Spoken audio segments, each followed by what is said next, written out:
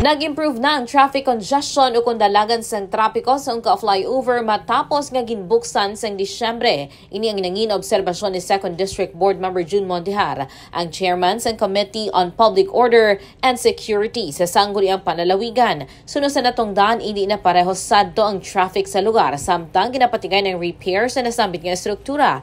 Dugang pa sa natong daan, wala sang nagaugtas nga mga motorista nga nagalabay sa flyover tungod sang nagakatabo nga traffic jam sa lugar, ilabi na sa tion sang rush hour. Ang odri suno kay Mondihar nagasalig ini sa gihapon sa promisa sang Department of Public Works and Highways o DPWH paagi kay Engineer Ormel Santos nga hindi na pagsiraduhon liwat ang flyover bisan pa nga nagapadayon pa ang ginapatigayon nga jet grouting. Time nag-agi ko dito kag na-notice ko gid nga hindi na pareho sa una ang sitwasyon sa traffic. Samtang ginaubra pa, samtang gina-construct, kag samtang gina-repair ang Ungka flyover. Nunda ko nga bagay sa mobility sa mga nag-aalagi dira, okay, hindi na may experiensyahan inang makaulugtas nga traffic jam dira sa Ungka flyover.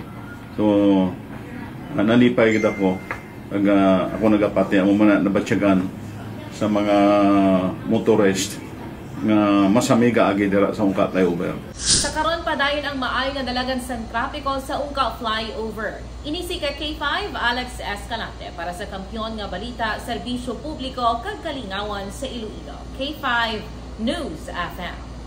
This news is brought to you by, do you feel tired all the time? Do you have frequent infections? Do you have always cold? It's a sign of low immune system. Boost your immune system with Clinica D3 Bio.